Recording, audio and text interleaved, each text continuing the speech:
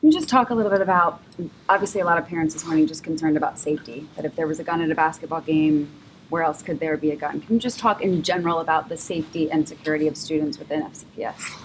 One of the things that is very true about our school system is that we have a wonderful relationship with the Frederick City Police Department, with the Sheriff's Department, and last night we even had state police who were here. We collaborate with them, we work with them on security measures. So as the incident occurred last night, when the school immediately went into lockdown, our staff, the administrators of both schools, were working very closely with them. When we were finally able to get the building cleared, we sat down and we did a debrief. What did the police know? What did we know? What were the feelings about what would be the best decision to make? And so we made the decision today that we thought was in the best interest of our staff and students. Frederick High School was closed because they needed to continue the investigation. We opened TJ High School because we knew it would be safe for our students. And they will work with us now strategically in, when do we have more of a police presence there? When do we not? They are the professionals and they know what's going on in this community. And so because we work so collaboratively with them, as a parent, I would feel very comfortable in knowing that we're doing everything we can to keep your child safe. What were the sentiments sort of expressed to you by some of the teachers and some of the parents you may have heard from since last night? Well, I think social media has a lot of misinformation out there. So a lot of the questions that I've heard have just been about what really happened. Please clarify. And we've tried as much as we could to, explain the shooting occurred outside of the school. It was when the victims were brought back into the lobby of the basketball game that we had to put the school on lockdown. But there are still a lot of questions we can't answer because the investigation has to go on. And I think, once again, parents just want that assurance that you are doing everything you can to keep their children safe. I was at TJ High School this morning as the staff gathered. The first thing we did with staff was make sure they had the information as much as we could give them so that they knew the facts. We had extra counselors there so that students who were here last night who may have been upset or concerned, and we talked to the staff about the process for getting that support. We wanted to also support staff if they had concerns and wanted to talk. But within minutes of the students arriving in that building, I was walking through classes where instruction was happening. Students were doing what they need to do. We had over 2,000 students in Frederick High School and TJ High School. I want to define those schools by those students who are there doing great work every day, receiving awards, great accomplishments. I don't want to let a handful of students define what these schools or this school system is about. What is security like at basketball games and other sporting events? What kind of officers are there?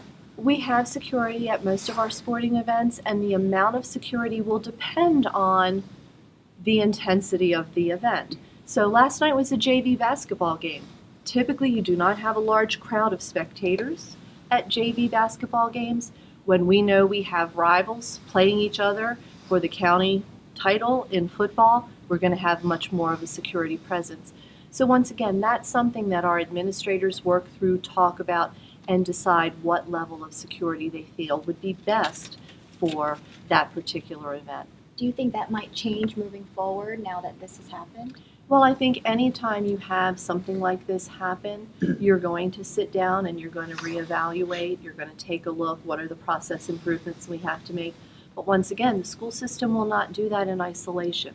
We will be working very closely with our law enforcement partners and talking about that. Talk about your staff's ability to assist and lock down the school in a quick manner like they did last night.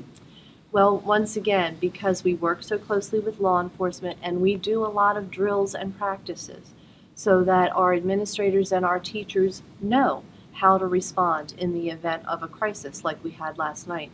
And last night it was truly impressive. When I came and I got here at about 8:40, those students, their parents, community members, they were in the cafeteria, staff were there with them. There was a sense of calm. I think people recognized that things were being handled professionally and they were going to be taken care of. And I have to say, the community, those students, those parents, the incredible patience they showed, because it literally took hours. The police wanted to interview each and every one of them. And they were very cooperative, very respectful. It was really that spirit of camaraderie. We're here together. We're going to work through this. And I cannot say enough about the administrators and the law enforcement officers who got here, responded, and got things under control very, very quickly. A lot of the students are saying that the victims were TJ students that were here. Was there any anxiety there? Is that the sentiment you were getting when you were over there this morning? Well, once again, we can't confirm who the victims were other than to say they were Frederick County Public School students.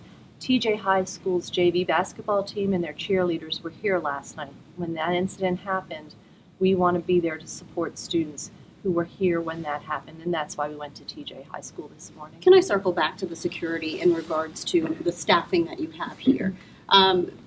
Everyone knows this and has reported that this is a well-known rivalry. I talked to a lot of students who said there have been fights on several occasions between these two schools. Is that enough to say that we should have had more security?